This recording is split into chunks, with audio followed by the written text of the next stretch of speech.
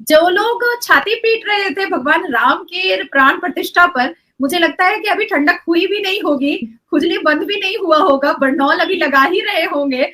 लो भैया एक और उनके लिए धमाका हो गया है। पर बहुत खूबसूरत मंदिर बनी है। जहाँ हिंदू ज्यादा होंगे वहाँ पर हम अपने इस्लाम छोड़ दें, वहाँ पे हमने अपने इस्लाम की पैरवी करनी है ना। तो फिर उनको किसका डर है? मोदी का डर है उन्हें कि वो मंदिर बना रहे हैं। उनका जो ना वो अल्लाह का डर उनके दिलों में से खत्म हो गया है। हमारे लीडर भी वैसे एयरपोर्ट पे जाते हैं, लेकिन हमारे लीडर्स को एयरपोर्ट पे कोई नहीं लेने आता। प्राइम मिनिस्टर मोदी को लेने वो एयरपोर्ट पे गए। वो हमें वो समझते हैं यार ये पागल लोग हैं, ये काम नहीं करते, मेहनत नहीं करते, इन्होंने अपना पॉलिटिकल ऑर्डर खराब किया हुआ है, हम इनसे क्या बात करें। इंडिया जो है ना, इंडिया इस वक्त बहुत पावरफुल है। अच्छा, क्योंकि उसमें चल रही है इस वक्त जमहूरियत। दूसरे मुल्क में जाके, मुसलमान मुल्क में जाके मंदिर का इफ्तिताह करना, एंड देन सेकंड जो है वो ये बंदे जो छुड़वा लेना है। How do you see these developments particularly for prime minister Modi's politics? ये इस्लामी मुल्कों की जो हिंदुओं के साथ दोस्ती है वो बिल्कुल गलत है। तो अब दुबई, अबू धाबी का तो हम लोगों ने मंदिर देख लिया। इसके अलावा दुबई में भी हम लोगों को पता है। उसके बाद फिर शारजा में भी मंदिर की जगह जो है वो देखी जा रही है। अल ऐन में भी मंदिर की जगह देखी जा रही है। इवन ईरान में भी बहुत जल्द हम लोग सुनेंगे कि मंदिर की घंटियां और आरती और पूजा आराधना स्टार्ट हो जाएगा। ये हमारे दिलों के साथ खेलने वाली बात है ना। आप बंद है। आप सबसे पहले जो आपकी चीज बंद है 25 करोड़ की, आपके दिमाग बंद है। आपके दिमाग बंद है। खोलें, खुदारा खोलें। As a Muslim country Dubai की गवर्नमेंट को बिल्कुल ये इक़दाम नहीं करना चाहिए। देखिए, इंडिया के साथ मैं समझता हूँ कि अगर आप पाकिस्तान का कोई कंपैरिजन करते हैं आज के दिन में, तो वो ज्यादती होगी। कैसे तरक्की कर सकते हैं? हमारे अंदर से बेईमानी निकले तो फिर है ना। अब मैं बहसीत पाकिस्तानी, हमें सारा दिन में तीन मिर्गी के दौरे पड़ते हैं। सुबह उठते हैं हम कहते हैं हमारे में, दोपहर को हम गजनवी बन जाते हैं, राती तो ड्रिंक लाके पंजाबी बन जाते हैं। कि अबू धाबी के अंदर की बात कर रहा हूँ कि अबू धाबी के अंदर जो कि दुबई की एक स्टेट है, वहाँ पर सर दुनिया का सबसे बड़ा मंदिर बनाया गया है और 60,000 लोग एट ए टाइम वहाँ पर जाकर अपनी इबादत कर सकते हैं। दूसरी तरफ अगर मैं बात करूं, बुर्ज खलीफा के अंदर नरेंद्र मोदी की तस्वीर लगती है और वहाँ 14 अगस्त आता हमारी तस्वीर नहीं लगती। मोदी तो जीत गया भाई, मंदिर बना दिया मुस्लिम स्टेट के अंदर, मुस्लिम मुल्क के अंदर। देखें, हमेशा उन्हीं लोगों की तस्वीरें लगती हैं जिन्होंने कुछ किया होता है, कोई अच्छे काम करने लगते हैं। ठीक है, हमारी तो तस्वीरें चोरों में लगेंगी, हमारे लीडरों की तो, कि जी कोई दुनिया का करप्शन ज़्यादा मुल्क है, उसका ये वज़ीर आज़म है। हमारी वहाँ लग सकती हैं, हमारी यहाँ तो नहीं लग सकती हैं। अगर देखें, हम पाकिस्तानी हैं, मगर मोदी ने कुछ करके दिखाया है। 10-15 सालों में उसने बहुत अपने मुल्क को आगे ले गया है। हम 10 साल से 2014 से लेके अब तक तो हम आपस में लड़ रहे हैं, सियासतदान लड़ रहे हैं। हाँ, अब हमसे कौन दोस्तियां करेगा? हमें कौन दावत देगा कि आगे यहाँ पे मस्जिदें बना लो या आके यहाँ कुछ अपना इस्लामी सेंटर खोल लो? हमें कौन दावत देगा? हमने तो मुल्क हमेशा, पाकिस्तान ने इंतशार फैलाया है।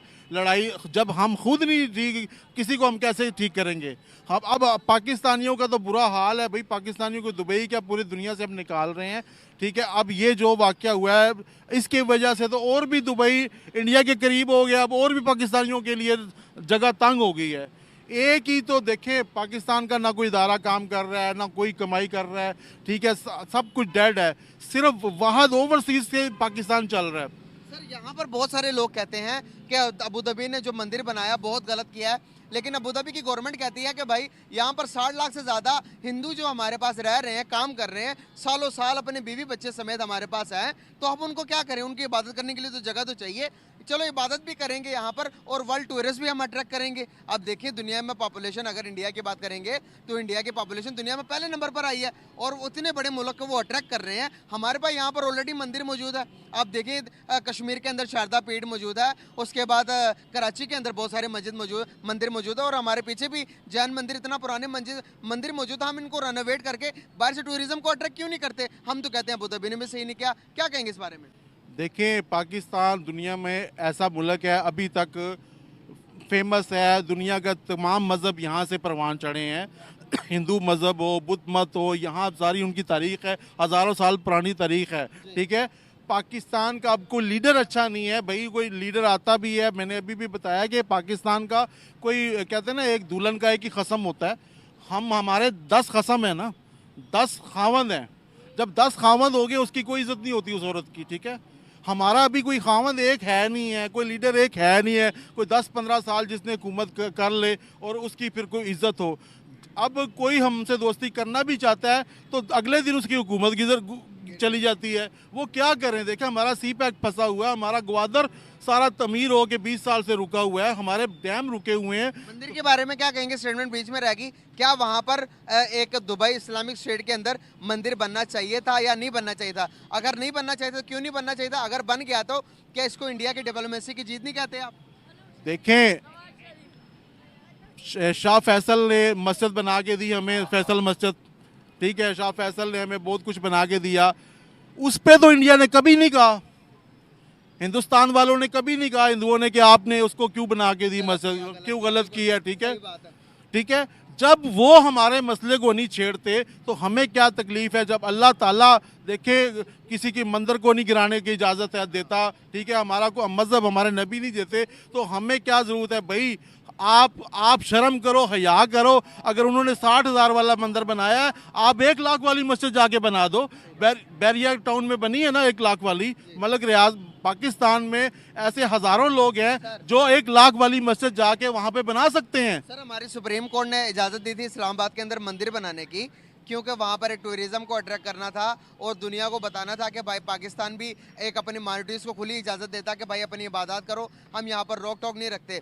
लेकिन हमारे लोगों ने मिलकर एक जुत्ता बनाकर एक जुर्म की सूरत में जाकर वहाँ पर जाकर मंदिर के जो ओपनिंग हो रही थी, जो मंदिर को बनाने जा रहे थे, उसको भी कैंसिल करवा दिया। दुनिया, इंडिया ने ये बात उठाई, दुनिया ने ये बात उठाई, अब दुनिया में हमारा क्या इमेज जाएगा? देखें, आज फिर हाल भी हमारा क्या हो रहा है ना, आज अब देखें हमारा हाल क्यों हो रहा है? ये हाल हमारे यही हो रहा है कि हमने इस्लाम का ठेकेदार बन गए। हम समझते हैं दुनिया में बस मुसलमान ही रहेंगे और अपनी मर्जी से रहेंगे और दुनिया में कोई मज़हब रहेगा ही नहीं। देखो, ये सबसे गलत बात है। देखिए, अल्लाह को सब पसंद है, अल्लाह ने सब, देखे, अल्लाह ने एक ही मज़हब बनाना होता तो एक ही किताब उतारता, एक ही नबी उतारता। जब 4 किताबें उतारी हैं तो फिर ठीक है, सब मज़हबों का एहतराम करना चाहिए। जो मेरे ख्याल से जो किसी के मज़हब का एहतराम नहीं करता वो मुसलमान ही नहीं है, ठीक है। ये हम हमारे अंदर जानबूझ के ये चीज़ें डाली गई है, शर्त डाला गया है शुरू से 70 सालों में कि बस फसाद रखना है, हर चीज़ पे लड़ाई रखनी है। आप मंदिर की बात करते हो, ये मेट्रो बनी है, इसमें भी लड़ाई 5 साल काम रुका रहा है। ऑरेंज ट्रेन पे वो हमें डबल खर्चे पे पड़ी है। अगर पहले 100 अरब में बननी थी, वो 300 अरब में बनी है। तो हम तो मंदिर क्या, हम तो अपनी चीज़ों पे भी रोड़े अटका देते हैं कि कोई घर बनाता है तो उसका स्टे लेके आ जाते हैं। सर, यहाँ पर एक बात कट कर रहा हूँ, सॉरी उसके लिए। यहाँ पर एक बात बताते जाऊँ, जब आप सल्लल्लाहु अलैहि वसल्लम मक्के के तशरीफ लेके आए, वहाँ पर हिंदू भी थे, सॉरी वहाँ पर ईसाई थे, वहाँ पर यहूदी थे, उनके साथ बैठा, वहाँ पर बुत भी पड़े हुए थे ना काबा के अंदर। तो आप सल्लल्लाहु अलैहि वसल्लम ने वो उन लोगों के साथ बैठकर खाया भी, उन लोगों के साथ तबलीग भी की, उन्हीं में से लोगों ने इस्लाम कबूल किया, मुसलमान बने। तो इस्लाम की तबलीग इसी तरह आगे फैली ना। यहाँ पर तो हम किसी के साथ बनाकर नहीं रखना चाहते, वहाँ से हम उनके साथ रोटी नहीं खाना चाहते, उनके साथ खाना क्या बात करना पसंद नहीं करते। ये इस्लामी तालीमात है। कौन अच्छी तरह से इस्लाम पर प्रैक्टिस कर रहा है? अबू धाबी कर रहा है या हम कर रहे हैं? देखिए, हमने कोई कुर्बानियाँ नहीं दी हुई इस्लाम की खातर, दीन की खातर। हमारे बड़ों ने, बुज़ुर्गों ने, सहाबा ने दी है, क़िरबत की है। हमें बहुत आसानी से दीन मिला हुआ है और हमारे मुल्ला ने हमें बिगाड़ा हुआ है, ठीक है। हमें ये तरबियत देते ही नहीं है कि लोगों का एहतराम करो। सबसे मज़हब से ज़्यादा इंसानियत है, ठीक है, जो इंडिया वाले कर रहे हैं। आज अगर मोदी कामयाब है तो इंडिया देखें, वो मुसलमानों की भी इज़्ज़त कर रहा है, वो हिंदुओं की भी कर रहा है, वो सिखों की भी कर रहा है, ईसाइयों की भी, तमाम मिनॉरिटी को वो फूल गुलदस्ता बनाया हुआ उन्होंने, ठीक है, एक प्लेटफार्म पर रखा हुआ है, तभी वो कामयाब है। हमारे पे आसपास की बात कर लेते हैं, वहाँ पर सेहत कार्ड गरीब के लिए भी, मुसलमान के लिए भी, हिंदू के लिए भी है, और यहाँ पर बात करते हैं हिंदुओं पर जुल्म होता है। इसको थोड़ा क्लैरिफाई कीजिएगा कि क्या वहाँ पर क्या होता है? देखिए, यकीन करें कि अगर मुसलमान वहाँ पे तंग होते, अगर मुसलमानों के साथ इतने जुल्म हो रहे होते तो कब से वो हमारे साथ हलाक कर लेते या कोई एहतजाज करते। वहाँ के मुसलमान बड़े मज़े में हैं और यहाँ पे हमने मिनॉरिटी को कोई हक नहीं दिया। यहाँ हम मिनॉरिटी से, क्रिश्चनों से झाड़ू लगवाते हैं, हिंदुओं से उनको मतलब है कि झाड़ू लगवाते हैं। हमने किसी मिनॉरिटी को इज़्ज़त नहीं दी जितनी, हालांकि इंडिया में हमें ये सफाई का काम नहीं दिया जाता। इंडिया के बहुत बड़े बड़े बिजनेसमैन मुसलमान हैं, मतलब है कि सारी सेलिब्रिटी मुसलमान हैं। इवन कि उनका साइंसदान अबुल कलाम भी मुसलमान था, एक्टर भी हैं, आर्मी में भी हैं, वो इन चीज़ों में नहीं पड़े हुए जिन चीज़ों में हम पड़े हुए हैं। जो इंतशार में शिया सुन्नी मतलब ये हम फिरका में पड़े हुए हैं वो नहीं पड़े हुए, इसीलिए वो तरक्की कर रहा है। वो नेशन फर्स्ट के नारा लगाते हैं। वो देखे वो इसीलिए तो कामयाब है। जब तक हम एक कौम नहीं होंगे, कायदे आज़म मर गया, कायदे आज़म जाते कह गया था 1 यूनिट रखना। आप अगर 1 यूनिट आज किससे पूछे कहेगा मैं पंजाबी हूँ, कोई कहेगा मैं सिंधी हूँ, कोई आपको ये नहीं बताएगा मैं पाकिस्तानी हूँ।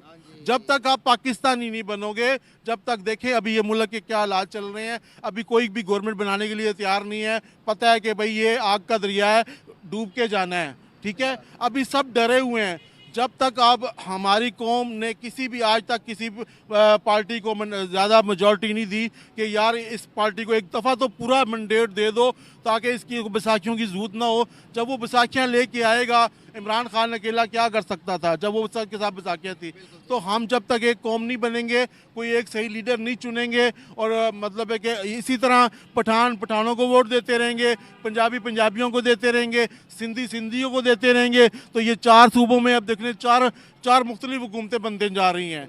जब तक एक हुकूमत मरकज़ में पूरे पाकिस्तान में नहीं बनेगी तो पाकिस्तान तरक्की नहीं कर सकता।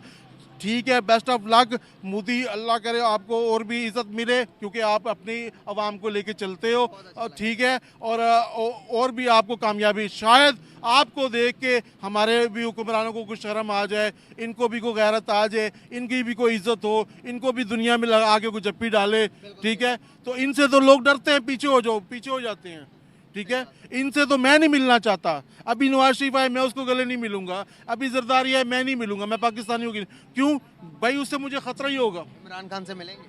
इमरान खान से तो मिलेंगे, इस टाइम तो वो मजलूम है ना, उसके तो मिलेंगे, उससे क्यों नहीं मिलेंगे। बड़ा ही अच्छा लगा सर आपसे बात करके, thank you so much, very nice. Scene and place जहाँ पे इस्लाम आया, ठीक है। So Narendra Modi is giving a message to the Indian people that नहीं, इस्लाम यहाँ आया, उसने यहाँ पे तब्दीलियाँ की, अब हिंदुइज्म यहाँ से बाहर जा रहा है। So this is what they are saying. So Hinduism जो है वो यहाँ से वो बाहर जा रहा है। सो हमने उस सारे प्रोसेस को रिवर्स कर दिया है। एक वो कहते हैं कि हमने अपने घर में इस चीज़ को रोक दिया है। आपको पता है conversion is a difficult task. बहुत सारी एक सोसाइटल क्राइसिस पैदा हो जाता है इस हवाले से। और अभी वो कह रहे हैं कि नहीं, अभी हम हिंदुइज्म को वापस भेज रहे हैं। So we are going global, ठीक है जी। और ये जो है, और इसमें जो डॉक्टर जयशंकर की बुक थी वाई भारत मैटर्स, ठीक है जी, उसकी अंदर भी यही है कि वो आपको पता है भारत को एज ए सिविलाइजेशन पोर्ट्रे कर रहे हैं। और इस हवाले से और ये इंडिया की जो फॉरेन पॉलिसी है, इस हवाले से ये उनका कल्चरल कॉन्फिडेंस है। जैसे फॉर एग्जांपल मैं देख रहा था कि डिस्कशन हो रही है जनाब कि बॉलीवुड तो ऑलरेडी है ही है, ठीक है जी। वहाँ पे जो ओवरऑल इंडियन कल्चर है वो तो होता ही है, लेकिन दे आर ऑल्सो, जिसे कहते हैं ना कि रैप कर रहे हैं the religion with the cultural symbols, ठीक है जी। ये भी एक उनको एडवांटेज है, वो इसको अपने कल्चर को, रिलीजन को मिक्स करके वो लेके जा रहे हैं। और सो ये मैं कह रहा हूँ कि वो नरेंद्र मोदी ये मैसेज देना चाहते हैं दैट दिस लुक हमारा जो कल्चर है वो बड़ा स्ट्रॉन्ग है, प्रोमिनेंट है, और वी हैव आवर कनेक्शंस। सो ये चीज़ें वो करने चाह रहे हैं। सो ये टेम्पल डिप्लोमेसी, कल्चरल डिप्लोमेसी, ये इस तरह की चीज़ें जो हैं वो सामने जो है वो आ रही हैं। और अगर आप देखें कि how the middle eastern countries are receiving them, ठीक है, that's a big thing. $85 billion की बायलैटरल ट्रेड है यूएई के साथ, $100 बिलियन तक हो जाएगी। यूएई जो है वो इंडिया के अंदर थर्ड लार्जेस्ट इन्वेस्टर। I2U2 थोड़ा स्लो पड़ गया है मेरी अंडरस्टैंडिंग के मुराद। सो वो उन्होंने सोचा कि ये जो रिसेंटली जो कुछ एग्रीमेंट्स कल हुए हैं उसमें वो यही था कि थोड़े से इन एग्रीमेंट्स को वो समझते हैं कि ये जो एग्रीमेंट्स जैसे फॉर एग्जांपल इन्वेस्टमेंट एक ट्रीटी हुई है वो इसीलिए हुई है बिकॉज जो प्राइम मिनिस्टर मोदी का जो मॉडल था उस मॉडल के अंदर वो यहाँ साउथ अमेरिकन मॉडल या अमाराती या इजरायली मॉडल, उस मॉडल के अंदर I2U2 ने बड़ी स्पीड से काम करना था, but the Israelis and the Americans they got busy in फ़लस्तीन के अंदर। So India middle east economic corridor जो है उसको वो लेके चल रहे हैं। सो ये वो जो 3.5 मिलियन इंडियंस हैं, जैसे कि कल हम बता रहे थे कि कतर के अंदर मेरे ख्याल 8 लाख से ज़्यादा इंडियंस हैं। सो वो तकरीबन 1/4 ऑफ द पॉपुलेशन जो है ऑलमोस्ट वो इंडियंस की है वहाँ पे, बिकॉज लेबर चीप मिल जाती है, ठीक है, ये एक एडवांटेज होता है। ये सारी मिडिल ईस्टर्न कंट्रीज़ को बड़ा एडवांटेज है कि साउथ एशिया से लेबर चीप मिलती है। इसी तरह यूएई में भी ये एडवांटेज है, ठीक है, कि लेबर चीप मिलती है और दे डोंट वांट कि हम और वहाँ पे वो लोगों को ले जाते हैं। अब उन्होंने हर चीज़ अमारातीज़ वगैरह ने और वहाँ की हुकूमतों ने जो लोग बाहर के लोग आ रहे हैं उनको इंसेंटिव्स दे रहे हैं कि भाई वो आके यहाँ पे अपना काम करें। लेकिन लार्जली अगर देखा जाए कि जो इंडियन एंगेजमेंट है गल्फ़ के अंदर, ये जैसे मैं आपको बता रहा हूँ कि जय श्री राम के नारे लगाने, हज़ारों की तादाद में निकलना और लंबी लंबी लाइनें लगी हुई हैं कि हम वो देख रहे हैं। कल रात एक उधर ख़िताब किया, आज इधर मंदिर में जो है वो आए हैं और यहाँ भी ख़िताब करेंगे, लोगों को मिलेंगे, मोदी के नारे लग रहे हैं। सो ये एक कहा जाता है कि ये जितने भी लोग हैं वहाँ पे सारे ब्लू कॉलर लोग हैं। ये कोई ज़्यादातर हाई क्लास बिजनेसमैन नहीं है या बिजनेस वोमेन नहीं है। आपको पता है कि जो लार्जली बिजनेस के लोग ज़्यादा बड़े पैमाने पे बिजनेस कर रहे होते हैं, इनका कोई मज़हब से इतना लंबा चौड़ा ताल्लुक नहीं होता, बिकॉज वो एक नेक्स्ट जनरेशन नेक्स्ट लेवल पर पहुँच चुके होते हैं। सो जितने भी ब्लू कॉलर वर्कर्स हैं वो ज़्यादातर, जो मेरा ख्याल है कि आज वहाँ पे है Friday, if I am not wrong, मेरा ख्याल है मुझे नहीं, आज वेंसडे, सॉरी, और वेंसडे वाले दिन छुट्टी भी नहीं है, लेकिन फिर भी वो वहाँ पे आए हैं।